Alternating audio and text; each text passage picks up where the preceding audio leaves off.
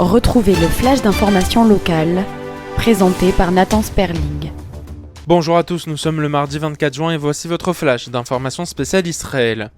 L'Iran a rompu le cessez-le-feu annoncé par Donald Trump au bout de 3 heures seulement. Des tirs de missiles balistiques ont été interceptés au nord d'Israël aux alentours de 10h30 heure israélienne.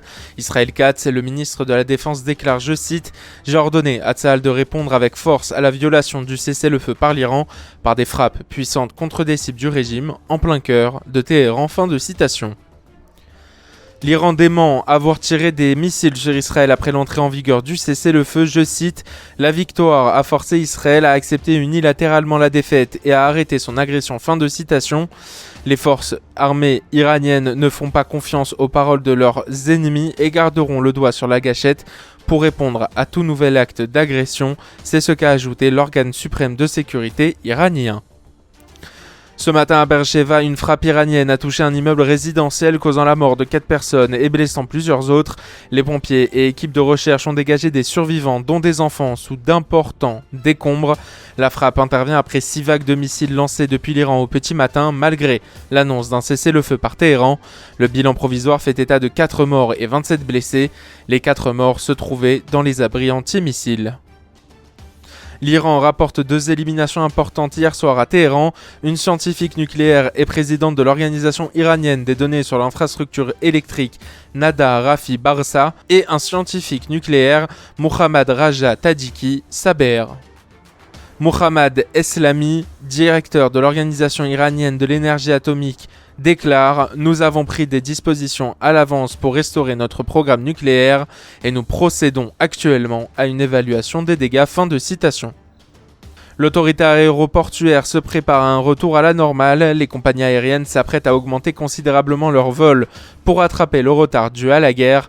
Malgré la rupture du cessez-le-feu par l'Iran, l'autorité aéroportuaire déclare, je cite, « L'objectif est de permettre un retour progressif à la normale dans les prochaines heures ». Fin de citation. Tension ce matin à la Knesset où la commission parlementaire examine la demande de destitution du député Ayman Oder.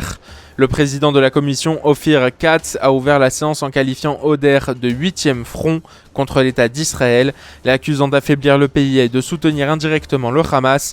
Il dénonce notamment des propos récents tenus par le député comme « Gaza a gagné et Gaza gagnera », fin de citation, ou son refus de condamner le Hamas et le Hezbollah. Selon Katz, Oder sape les fondements de l'État tout en bénéficiant des privilèges de la démocratie israélienne.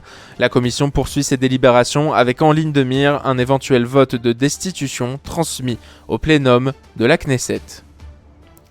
L'Institut Ben Ari d'Innovation doit voir le jour fin 2026 au cœur du campus de Lumini à Marseille.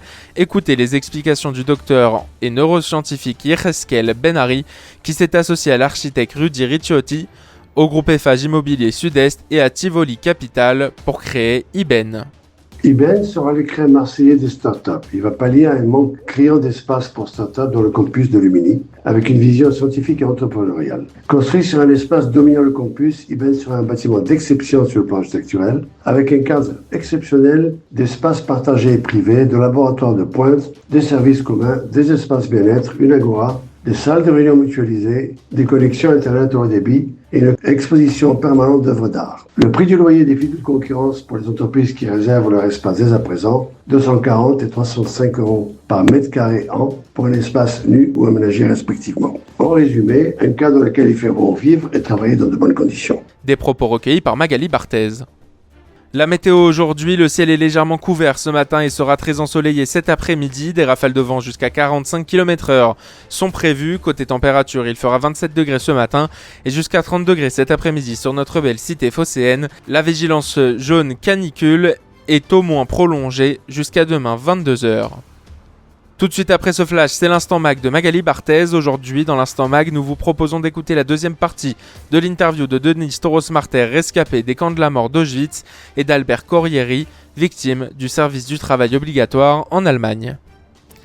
À 13h, retrouvez l'invité de la rédaction. Aujourd'hui, Laura Saint reçoit Michal Nahamat, délégué régional du Keren Hayesod.